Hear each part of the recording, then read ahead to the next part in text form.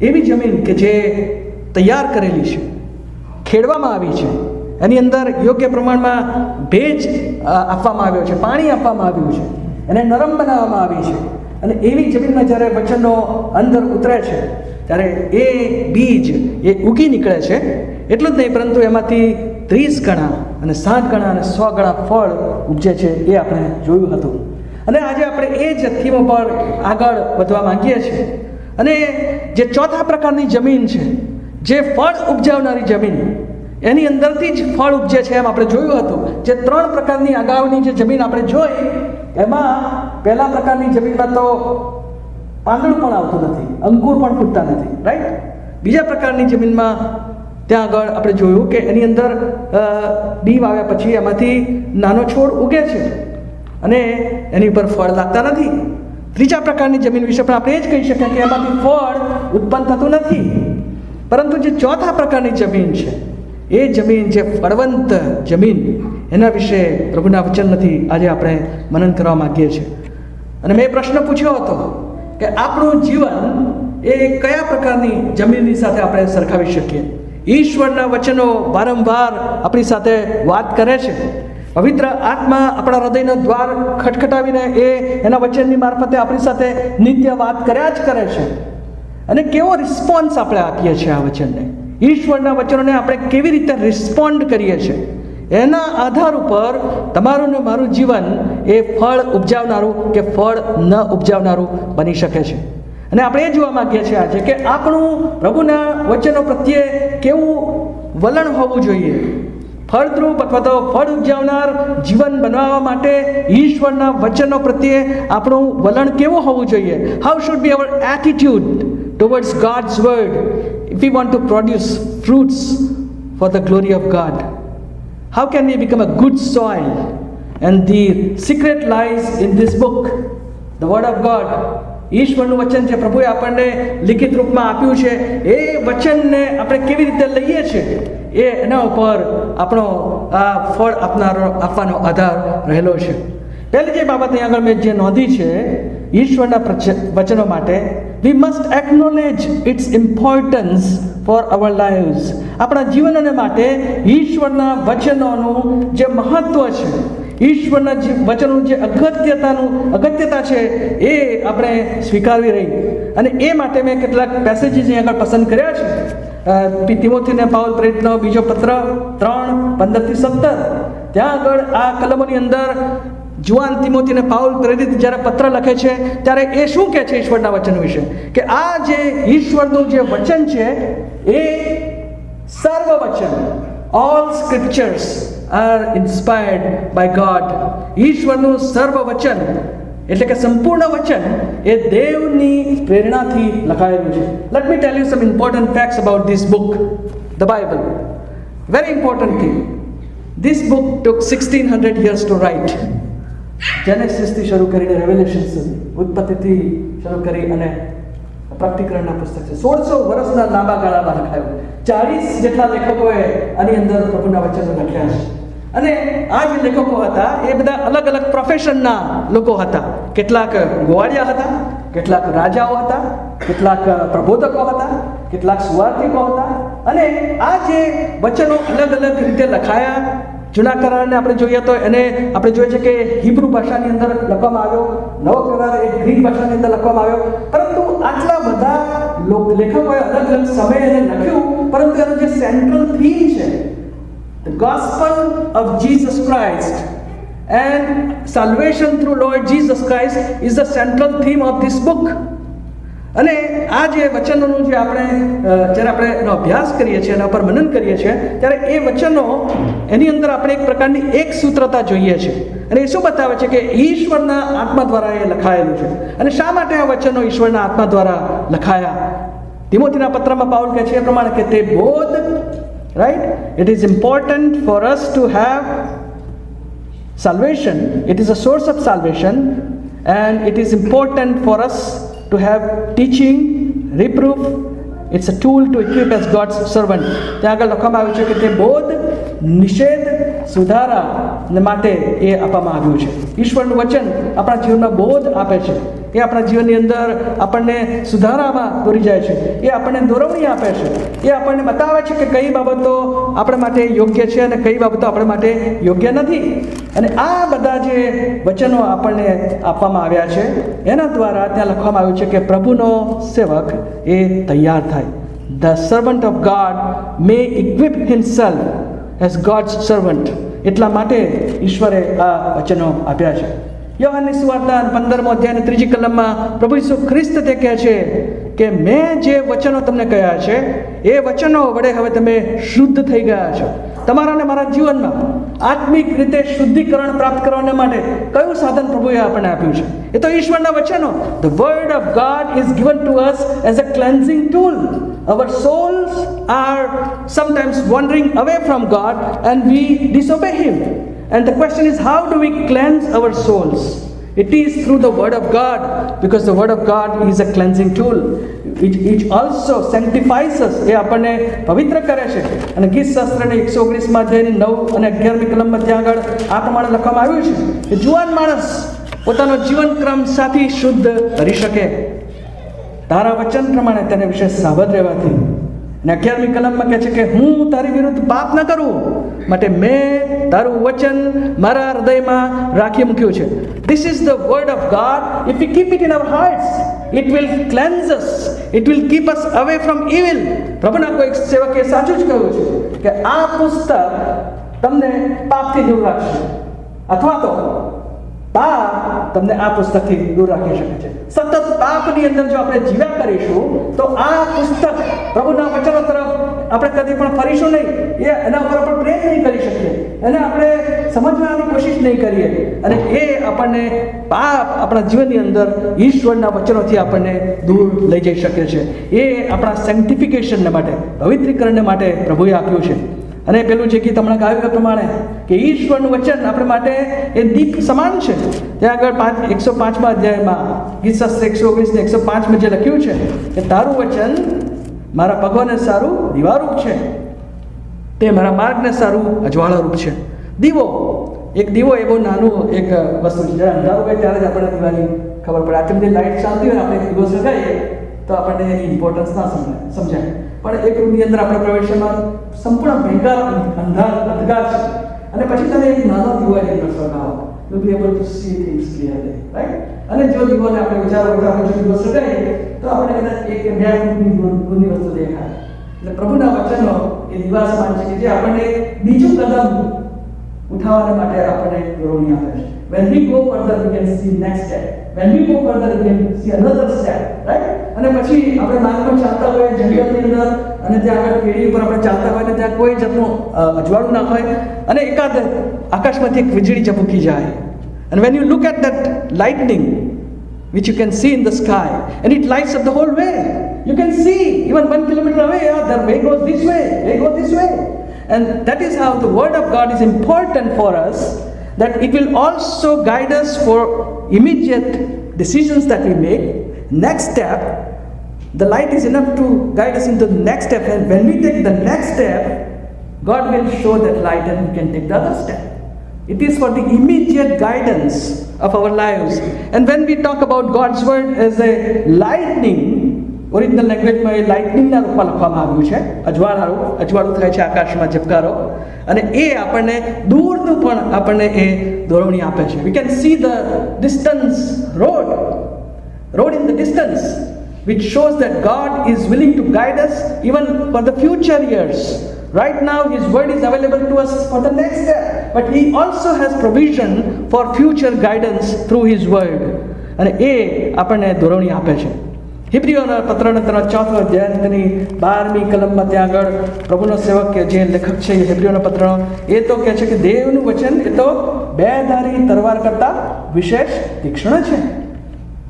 The word of God is like two-edged sword. It is sharper than two-edged sword. બેધારી તલવાર એટલે કે એની આપણે જો તલવાર જોઈએ તો એની બંને બાજુ ધાર હોય છે. આમથી તમે વાર કરો કે આમથી વાર કરી શકો તમે. અમુક તલવાર એવી હોય કે જેમાં એક જ બાજુ ધાર હોય છે. એવું નથી ઈશ્વરનું વચન. ઈશ્વરનું વચન કેવું છે? આ બાજુ પણ ધાર છે, આ બાજુ પણ ધાર છે. Both ways. You can use it both ways to defeat the enemy, our enemy Satan. અને એ જે વચન છે એ આપણા વિચારોને અને ભાવનાઓને પણ પારખે છે. Nothing can discern us, right? તમે આજે મારા તરફ જુઓ તો હું જેવો દેખાઉં છું એવો જ દેખાઈશ. You cannot read my mind. You cannot understand what's going on right now in my heart. Can you? And when I look at your faces, even I don't know what's going on in your hearts right now, or what's going on in your minds. I can only see you physically sitting here and worshiping the Lord, but something really going on in your hearts and your lives, which I cannot see with my own eyes. But the Word of God, as per Hebrews chapter 4 and 12, it discerns our hearts. And it discerns what's going on in our hearts to the deepest corner of our heart. હૃદયના ઊંડા ખૂણાઓની અંદર જે કંઈ બની રહ્યું છે એ વચન આપણને એનું ભાન કરાવે છે, એ પારખી લે છે. ઈશ્વરનું વચન આપણને આપણી સાચી પારખ આપણને આપે છે. If you and me are not careful and if we do not go back to word of God, let me tell you that we will not be able to understand ourselves fully. આપણી નબળાઈઓ આપણને ભાન થાય છે. ઈશ્વર કેટલો મહાન છે એ વચનમાંથી આપણને ભાન થાય છે. મેં ક્યાં ભૂલ કરી એ વચનમાંથી મને ભાન થાય છે. મારે કેવું જીવન જીવવું જોઈએ એ મને વચનમાંથી ભાન થાય છે. It discerns my innermost being and deals with those situations when we are allowing the word of God to sink deep in our hearts. જ્યારે આપણા હૃદયને એ ઊંડાણમાં ઉતરવા દઈએ છીએ ત્યારે એ હૃદયની ભાવનાઓને અને વિચારોને પણ એ પારખનાર એવું છે. અને આ ઇમ્પોર્ટન્સ કેટલું બધું અગત્યનું છે. ઈશ્વરના વચનોનું તમારા અને મારા જીવનમાં કેટલું બધું મહત્વ છે એને આપણે સમજવાની જરૂર છે. અને બીજો મુદ્દો મેં લખ્યો છે કે આ વચન ઉપર આપણે પ્રેમ કરીએ. We must love the word of God. That's very very important. ઈશ્વરના વચનો ઉપર પ્રેમ કરવા વિશે આપણને ઘણી બધી કલમો ત્યાં મળે છે. ગીતશાસ્ત્ર 119 જો તમે તમારી બાઇબલમાં ખુલ્લું રાખશો, I am going to refer many verses in that. It is a beautiful psalm, the longest psalm in the word of God, and it is also a psalm which talks about the word of God. Someday we will have more detailed study of God's word on Psalm 119. પણ અહીંયા જે કલમ જે તમારું ધ્યાન દોરવા માંગુ છું એ તો ગીતશાસ્ત્ર 119 અને એની 97મી કલમ 97th verse. અહીંયા આગળ ઈશ્વરનું વચન જે દાઉદના જીવનમાં એક કેન્દ્ર સ્થાને હતું. Before we go to that, let me tell you that the life of David was shaped by the word of God.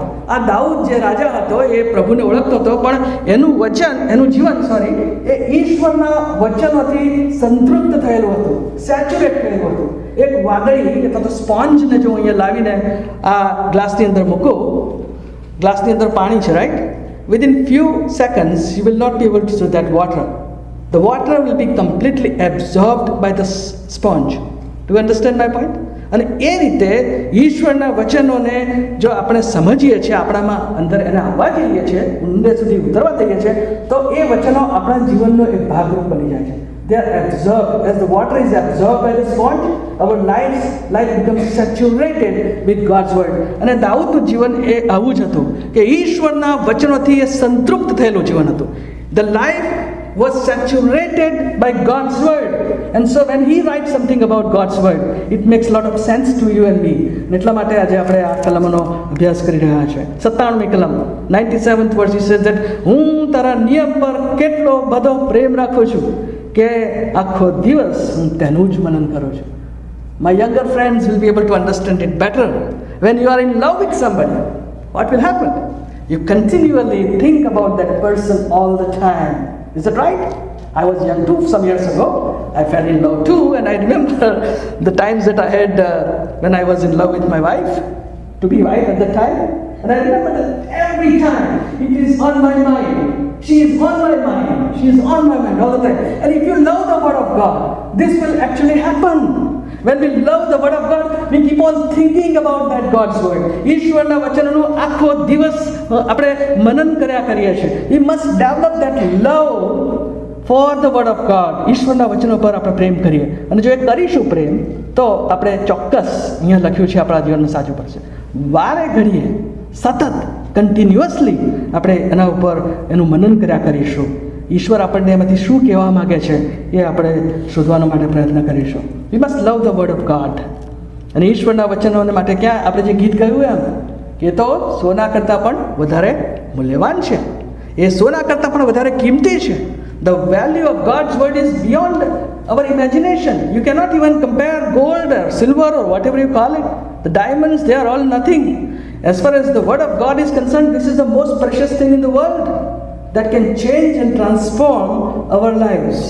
એટલા માટે એના ઉપર આપણે પ્રેમ કરીએ અને પછી એ જે વચનો પર આપણે પ્રેમ કરતા હોઈએ તો એ વચન આપણા જીવનની અંદર કાર્ય કર્યા જ કરે છે. આપણે એના ઉપર મનન કર્યા કરીશું.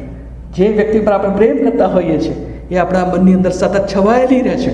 અને જો ઈશ્વરના વચનો પર પ્રેમ કરીશું, ઈશ્વરના વચનો એ પણ આપણા જીવનની અંદર છવાયેલા રહેશે.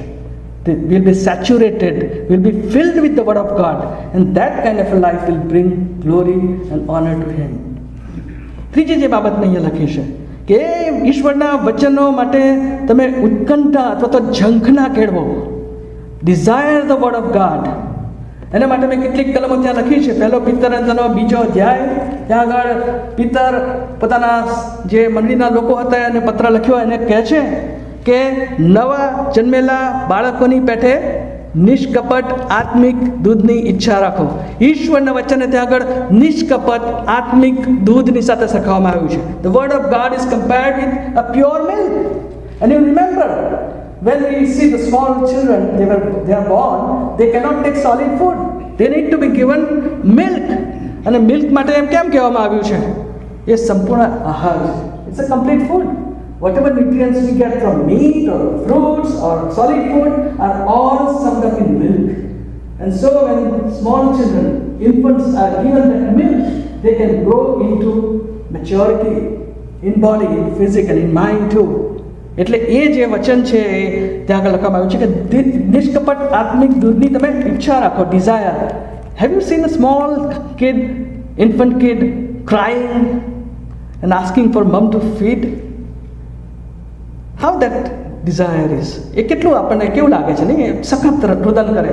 થોડીક મિનિટો જો નાના બાળકને દૂધ ના મળે, રાઈટ, એ પછી એ માતાનું દૂધ હોય કે મોઢાનું દૂધ હોય, પણ જો એને થોડી મિનિટો ના આપવામાં આવે તો કેટલા ચિંતા કરે છે. That shows the intense desire that child has for that milk, the craving that child has for that milk.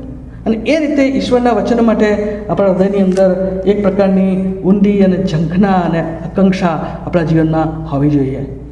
ચોથી બાબત મેં લખી છે અહીંયા આગળ કે ઈશ્વરના વચનોનું મનન કરો.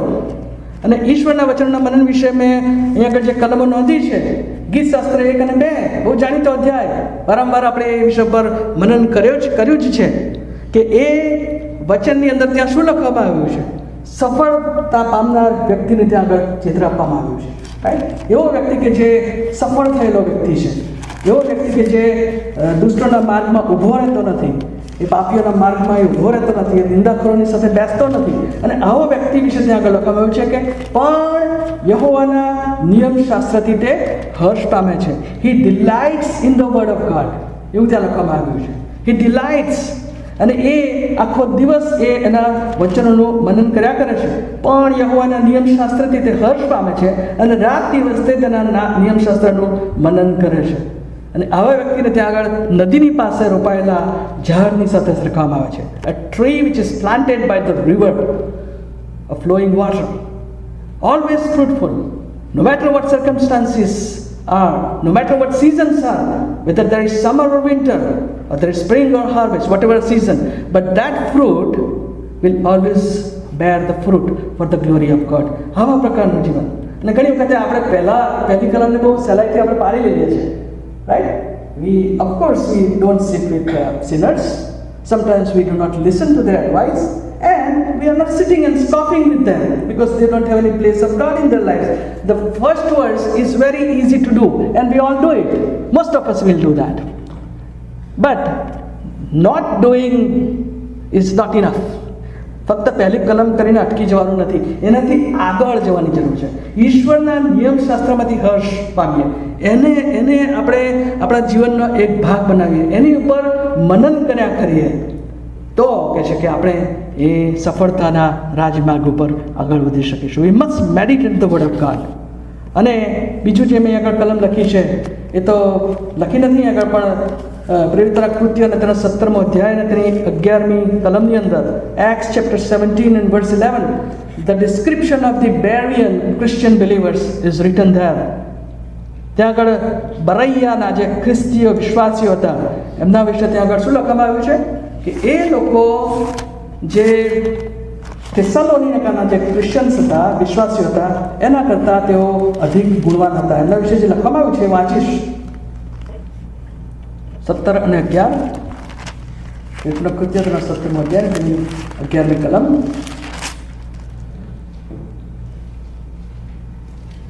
ત્યાં લખવામાં આવ્યું છે કે થેસલોનિકાના લોક કરતાં તેઓ અધિક ગુણવાન હતા, કેમ કે તેઓ પૂરેપૂરા ઉમંગથી સુવાર્તાનો સ્વીકાર કરીને એ વાતો એમ જ છે કે નહીં એ વિશે નિત્ય ધર્મશાસ્ત્રનું શોધન કરતા હતા. Right? Some good quality about Berean believers is what that when they heard the word of God taught by the apostles, they not only accepted the word of God with joy, but they also searched the word of God whether what was taught to them is correct or not. So તમે ને એવું કરીએ છીએ? તમે રવિવારે અહીંયા આવો છો, વચન સાંભળો છો, રાઈટ?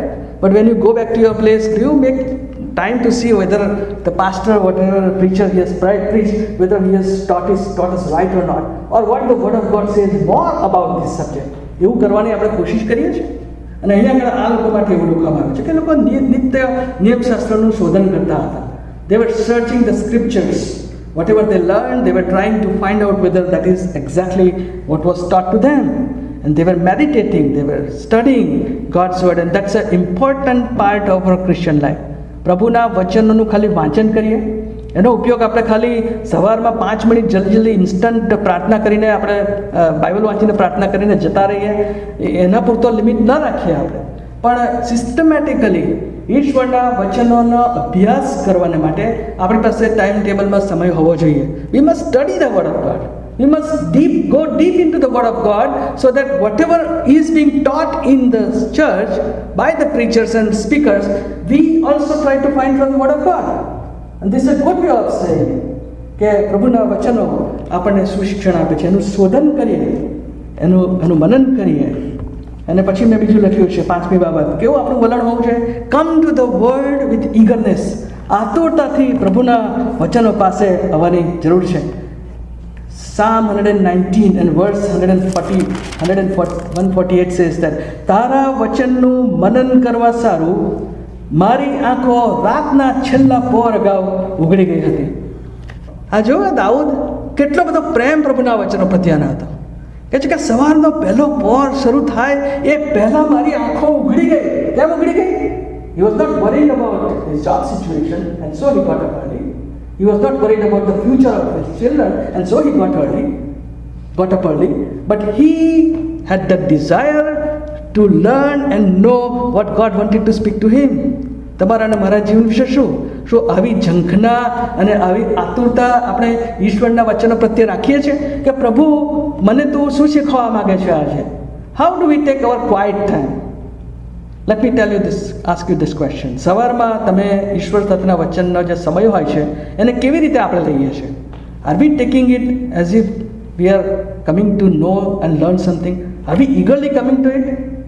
આપણને કોઈ બર્થડેની ગિફ્ટ આપી હોય તો we are wrap કરેલી હોય તો આપણે શું કરીએ છીએ? We will be very much eager to find out what is there inside that box, right? Every day, every morning, God has given this word of God wrapped up in a gift packet. Are we eagerly opening that packet and are we eager to find out what is being said, what God wants me to talk to me, what God wants me to learn today? એવા પ્રકારની ઈગરનેસ આપણે પ્રભુના વચનો તરફ કેળવવાની જરૂર છે. અને જ્યારે એ આતુરતાથી પ્રભુના વચનોનું આપણે મનન કરીએ છીએ ત્યારે એ આપણને મદદરૂપ થાય છે અને એ આપણને ઈશ્વરના વચનો તરફ દોરી જાય છે. એક ફની સ્ટોરી કહીને હું બીજા મુદ્દા તરફ જઈશ. પ્રભુના એક સેવક બાળક સાહેબ એમને કોઈક કોન્ફરન્સની અંદર જવાનું થયું અને બહુ ધ્યાનપૂર્વક સાંભળશો તો મજા આવશે આ સ્ટોરીની અંદર. અને એ જ્યારે તેઓ કોન્ફરન્સની અંદર ગયા ત્યારે ત્યાં આગળ એમને મનમાં એક કલમ યાદ હતી. એમણે એક પત્ર લખ્યો એમની પત્ની ઉપર. દૂરથી એમણે પત્ર લખ્યો. તે જેમને કદાચ ઈમેલ જેવું નહીં હોય એટલે એમણે ત્યાંથી પત્ર લખ્યો, લેટર લખ્યો. અને પછી એમણે એક કલમ, એમના મનમાં એક કલમ હતી કે આ કલમ હું લખીશ તો મારી પત્નીને ઉત્તેજન મળશે. એટલે પછી એમણે ત્યાં આગળ કલમ આખી લખી નહીં પણ ખાલી ઉપર ટોપ ઉપર આપણે રેફરન્સ લખ્યો હવે રેફરન્સનું મહત્ત્વ બહુ છે, યાદ રાખો. ખાસ કરીને when we are talking to our wives and husbands, reference does make a difference. And what difference does it make? Will try to see this funny story. અને એમણે ત્યાં આગળ રેફરન્સ લખ્યો.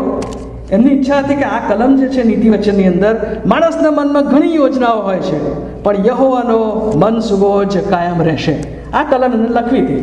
એટલે એમને મનમાં થોડું સ્ક્રેચ કર્યું, બાઇબલ ઉગાડવાની તસ્તી લીધી નહીં, અને પછી એમણે ત્યાં આગળ ઉપર ટોપ ઉપર લખી દીધું નીતિ વચન 19:21. એમણે રેફરન્સ એમને આ જ કલમ લખવી હતી, પણ એમણે લખ્યું કે he just wrote down that reference Proverbs 19:21. એમણે લખ્યું નહીં એવું, એમણે લખ્યું સોરી પ્રોવર્બ્સ 21:19. અને પછી એ પત્ર ગયો એમની પત્ની પાસે, અને પછી એમણે રેફરન્સ વાંચ્યો પત્નીએ.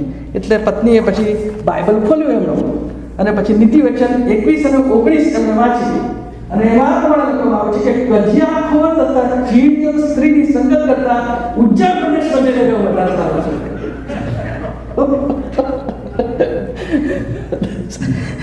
That's a very funny story, but it has got some meaning, right? જો એક રેફરન્સને આંતર કરી દેવાથી એટલી મુશ્કેલી થાય છે. એકચ્યુઅલી એમણે લખ્યું હતી આ કલમ નીતિ વચન 19:21 આ પ્રમાણે લખ્યું છે કે માણસના મનમાં ઘણી યોજના હોય છે, પણ યહોવાનો મન સુગોજ કાયમ રહે છે. અને એમણે રેફરન્સ લખી નાખ્યો 21:19, which says that it is better to stay away from you. Anyway, we'll go further. પ્રભુના વચનો તરફ જ્યારે આપણે આવીએ છીએ ત્યારે best thing is to seek the help of the Holy Spirit. That's very important. હમણાં જ આપણે જોયું કે દરેક શાસ્ત્ર એ ઈશ્વર પ્રેરિત છે. Before we going to that, let me explain you this point. પ્રભુના વચનો વિશે ઘણા લોકો અલગ અલગ પ્રકારની માન્યતા ધરાવે છે. આપણી મંદિરમાં આપણે જે પ્રમાણે માન્યતા ધરાવે છે કે સર્વશાસ્ત્ર ઉત્પત્તિના પહેલા જેની પહેલી કલમથી પ્રકટીકરણ 21 અધ્યાયની છેલ્લી કલમ સુધી એ ઈશ્વર પ્રેરિત છે, ઈશ્વરની પ્રેરણાથી લખાયેલું છે.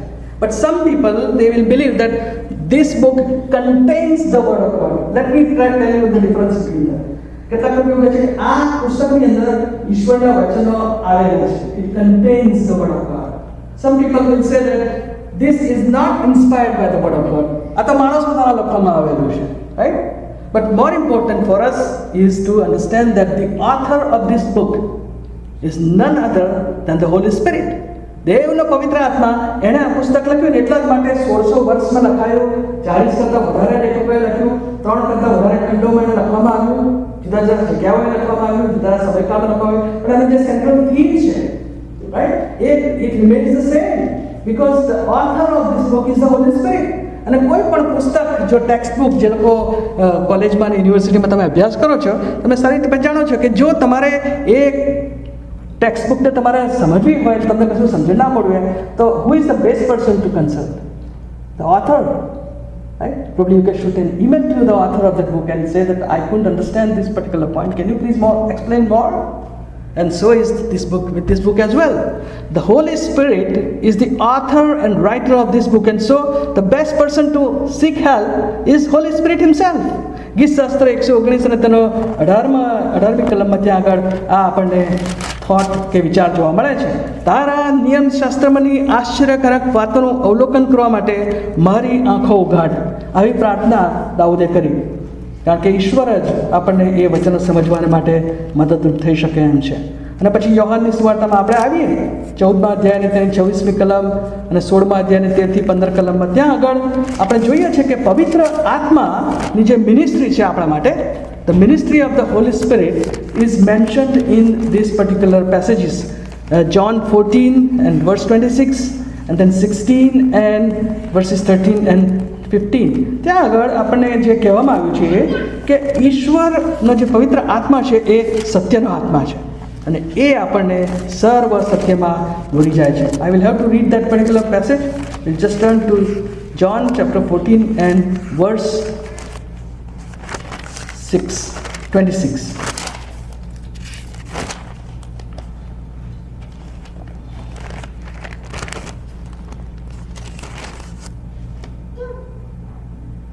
પણ સંબોધક એટલે પવિત્ર આત્મા, જેને બાપ મારા નામે મોકલી આપશે, તે તમને બધું શીખવશે અને મેં જે તમને કહ્યું તે બધું તમારા સ્મરણમાં લાવશે. અહીંયા આગળ આપણે two fold ministry of the Holy Spirit જોઈએ છે. પવિત્ર આત્માની બે બાબત કે એ તો જે આપણને છે એ આપણા શિક્ષક છે. He is going to teach us. અને પછી પ્રભુ ઈસુ ખ્રિસ્તના જે શબ્દો છે એ લઈને એ આપણને યાદ કરાવશે, આપણને સ્મરણમાં લાવશે. અને એ જ પ્રમાણે 16મા અધ્યાયની તમે 13 થી 15 કલમમાં તમે જુઓ, ત્યાં આગળ આ પ્રમાણે લખ્યું છે કે તો પણ જે સત્યનો આત્મા તે જ્યારે આવશે ત્યારે તે તમને સર્વ સત્યમાં દોરી જશે, કેમ કે તે પોતાના તરફથી બોલશે નહીં, પણ જે કંઈ તે સાંભળશે તે જ તે બોલશે, અને જે થનાર છે તે તમને કહી દેખાડશે. તે મને મહિમાવાન કરશે. હવે અગત્યનો છે પેસેજ છે, કેમ કે મારું જે છે તેમાંનું લઈને તે તમને કહી દેખાડશે. મારું જે છે તેમાંનું લઈને એ તમને કહી દેખાડશે. પવિત્ર આત્માની સહાય વડે આપણે પ્રભુના વચનોને સમજી શકીએ છીએ. એટલા માટે આપણે પ્રાર્થના કરીએ કે પ્રભુ આપણને આ વચનો એના આત્માની સહાય વડે આપણને સમજાવે. અને 7મી બાબત જે મેં લખ્યું છે કે જે આપણે કરવાની ખાસ જરૂર છે, જો તમારે મારે ફળવંત જીવન બનાવવું છે પ્રભુને માટે, સળગતું જીવન કે પ્રભુના મહિમાને અર્થે જીવવા માગીએ છીએ, તો ઈશ્વરના વચનોને નમ્રતાથી ગ્રહણ કરીએ. Receive the word of God with meekness. અને જે શાસ્ત્રભાગ યાકૂબ 1 અને 21 વાંચવામાં આવ્યો આપણી આગળ પહેલા અધ્યાયમાંથી, એની અંદર આપણને એ શિક્ષણ જોવા મળે છે કે દેવનું વચન તમે નમ્રતાથી ગ્રહણ કરો. રાઈટ, એમ ત્યાં લખવામાં આવ્યું છે. યાકૂબનો પત્ર 1લો અધ્યાય અને તેની 21મી કલમમાં, માટે તમે સર્વ મલિનતા તથા દુષ્ટતાની અધિકતા નાખી દો, અને તમારા હૃદયમાં રોપેલું જે વચન તમારા આત્માઓને તારવાને શક્તિમાન છે તેને નમ્રતાથી ગ્રહણ કરો. We have to get rid of our filthiness, our unclean thoughts before we approach the word of God, because this word is holy. આપણા મનના અંધકારને અને નકામી બાબતોને દૂર કરીને આ વચનની પાસે આવવાની જરૂર છે. કેમ? આ મારા શબ્દ નથી, 21મી કલમમાં લખ્યું છે કે સર્વ મલિનતા તથા દુષ્ટતાની અધિકતા નાખી દો. એ જ્યારે આપણે કરીએ છીએ, પેલા ઝાંખરા અને કાંટા અને પેલા પથ્થરો જ્યારે આપણા હૃદયમાંથી આપણે ફેંકી દઈએ છીએ કે જે અશુદ્ધતા અને મલિનતાનું પ્રતીક છે, ત્યારે એ વચન આપણા જીવનમાં કાર્ય કરે છે અને આપણે એને નમ્રતાથી ગ્રહણ કરી શકીએ છીએ. અને પેલી આરસીનું ઉદાહરણ મેં આપ્યું હતું કે અહીંયા આગળ વાંચ્યું છે પેસેજની અંદર, એટલે વાંચીશું નહીં, પણ એક એવો વ્યક્તિ કે જે થોડી ક્ષણો માટે એ મિરરની સામે આવીને પોતાની જાતને જુએ છે અને પછી એ ત્યાંથી ખસી જાય છે. લખવા પ્રમાણે આવ્યું છે પ્રમાણે કે એ યાદ રાખી શકતો નથી કે એનો ચહેરો કેવો હતો, દેખાતો હતો. And it's true, you try out that. પરંતુ જે બીજા પ્રકારનો જે વ્યક્તિ છે એનું ત્યાં ચિત્ર 25મી કલમમાં આપ્યું છે, અને એ તો એ છે કે જે છૂટાપણાના સંપૂર્ણ નિયમમાં નિહાળીને જુએ છે, વધારે સમય જુએ છે, નિહાળીને બારીકાઈથી જુએ છે, રાઈટ, વધારે ઇન્ટેન્ટલી એમાં જુએ છે એ વચન, એવો વ્યક્તિ માટે લખવામાં આવ્યું છે કે એ વચનની સામે રહે છે અને તે સાંભળીને ભૂલી જનાર નહીં, પણ કામ કરનાર થાય છે, અને તે જ માણસ પોતાના વ્યવહારમાં ધન્ય થશે. This is the difference. કેટલો વચન તમે ને હું, આપણે કેટલો સમય પ્રભુના વચનની આસપાસ આપણે ગુજારીએ છીએ, એટલા પ્રમાણમાં આપણા જીવનો એ પ્રભુનો મહિમા પ્રદર્શિત કરે છે. પેલા રેડિયમવાળા રમકડા હોય છે, ખબર છે? ઘણી વખત રેડિયેટિંગ લાઇટ્સ તમે એને તમારા છત ઉપર લગાવી દીધા હોય સ્ટાર્સમાં, અને પછી તમે લાઇટ ઓન કરો એટલે એ બધી લાઇટ એબ્સોર્બ કરી લે છે એની અંદર, અને પછી when you switch off the light, તો એ થોડી ક્ષણો સુધી એ ચમકતા રહેશે. પણ કેટલો સમય સુધી એ ચમકતા રહેશે એનો આધાર કેટલો સમય સુધી એ લાઇટને એક્સપોઝ હોય છે. જો તમે થોડી ક્ષણો માટે તમે લાઇટ ચાલુ કરી બંધ કરો તો થોડી ક્ષણોની અંદર એનો પ્રકાશ એ બુઝાઈ જાય છે, તો કશું આપણે દેખાતું નથી અંધકારની અંદર. Same is true with the word of God. How much time do we spend in the word of God? It will determine how radiant we will be in our lives. ઈશ્વરનો મહિમા કેટલો પ્રગટ આપણામાં થશે. અને જ્યારે આ લખવામાં આવ્યું છે કે એની સામે એમાં રહે છે, એવું લખવામાં આવ્યું છે. નિહાળીને જોયા છે ને રહે છે, એ અરીસાની સામે જોયા જ કરે છે, રાઈટ. એવો માણસ એ ભૂલી જતો નથી કે એ પોતે કેવો હતો, પરંતુ પેલો માણસ કે જે એક ક્ષણમાં ત્યાં આગળ અરીસા સામે આવીને ઉભો રહ્યો, એણે ચહેરો જોયો અને ત્યાંથી ખસી ગયો, he will not be able to remember. But the more time he spends in the mirror of God's word, it will radiate his glory more. અને આગળ વધીએ, જે 8મી અને સૌથી અગત્યની બાબત છે, obey the word of God in practical life. Why do we know and learn God's word? That's very important question. We just don't read the word of God to gain knowledge.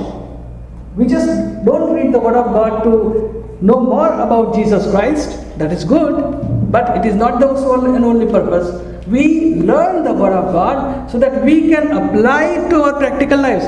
જ્યાં સુધી ઈશ્વરનું વચન અહીંયા હશે અને અહીંયા હશે ને પણ અહીં નહીં આવે. That means in my walk, daily walk with the word of God, if the word of God is not reflecting in the conduct and the walk that we walk in our daily living, in our factory place, in our universities, in our banks, and in our offices, wherever God has placed us, can we see the reflection of God's word in what we say and what we do? That's very, very important.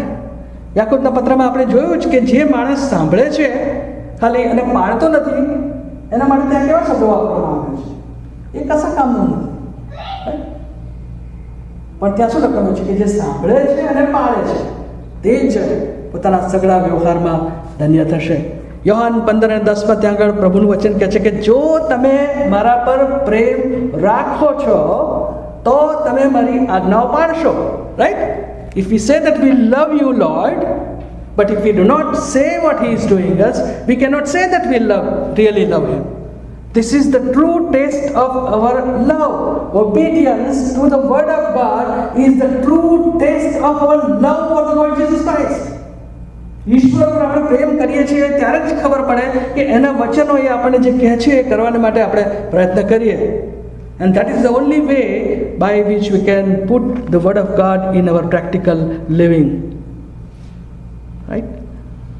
અને પછી ગીતશાસ્ત્ર 119મો અધ્યાય પાછા આવી અને તેની 101મી કલમમાં ત્યાં આગળ આ પ્રમાણે લખવામાં આવ્યું છે કે હું તારું વચન પાળું માટે મેં મારા પગ સર્વ ભૂંડા માર્ગથી પાછા હટાવ્યા છે. જોયું એનું કમિટમેન્ટ, જોયું જબરજસ્ત કમિટમેન્ટ કે છે હું તારું વચન પાળું માટે મેં મારા પગ સર્વ ભૂંડા માર્ગથી પાછા હટાવ્યા છે. This is the commitment that he had for the word of God, and that is why God said about him, he is the man after my own heart. મારો મનગમતો માણસ એ શબ્દ દાઉદને માટે ત્યાં પ્રભુએ કેમ વાપર્યા? એ તમારા ને મારા જેવો સામાન્ય માણસ હતો. એણે જીવનમાં અપરાધ કર્યા, એણે પાપ કર્યા, એણે ભૂલો કરી, અને છતાં પણ એના માટે પ્રભુએ એવું કહ્યું કે એ મારો મનગમતો માણસ. કેમ? કારણ કે છે એણે પોતાની જાતને પ્રભુના વચનના પાલન કરવાને માટે એક કમિટમેન્ટ કર્યું કે હું ભૂંડા માર્ગમાં નહીં જાઉં. It involved a commitment on his part that I will not go in this way, Lord. ભૂંડા માર્ગની અંદર જતા મારા પગને મેં હટાવ્યા છે. Are we willing to make that commitment to the Lord today? That I will not walk in those ways. I will not associate with my old friends. I will not do this corrupt practice in my office. I will not do this corrupt practice in my business. Are we willing to make that commitment? And if we are willing to make that commitment, then you will automatically able to obey the word of God. ઈશ્વરની એક આજ્ઞા પાલન કરવાને માટે સહેલી છે. એ જો સહેલી ના હોત તો આ વચનમાં ના મૂકી હોત. Never tell anybody that this word of God is so difficult to apply in our practical life. No, it is not. જો એ અગ્નિ હોત તો ઈશ્વરે આમાં ના મૂકી હોત. Every commandment of God's word is for us to obey and apply it in our practical Christian living, in our family lives, in our relationships. They are there so that we can know how to behave, we can know how to speak, we can know how to react, we can know how to control our anger, we can know how to stay focused in our work, and we do not employ any wrong tactics that other people are doing. And this is the word of God, my friends. Are we willing to make this commitment કે હું મારી જાતને ભૂંડું બોલતા અટકાવીશ, હું મારી જાતને ભૂંડા માર્ગમાં જતા અટકાવીશ, હું મારી જાતને ખોટા માર્ગમાં જતા અટકાવીશ એટલા માટે કે હું તારું વચન પાળી શકું. It requires a strong commitment. It doesn't come automatically. It requires a commitment on your part and my part. We must be willing to make this commitment, and then the word of God will become alive, will become fruitful, will become blessing. It will produce fruits 30 times, 60 times and 100 times. આ વચનો સમજવાના માટે પ્રભુ આપણી સહાય કરે. આવો પ્રાર્થના કરીએ.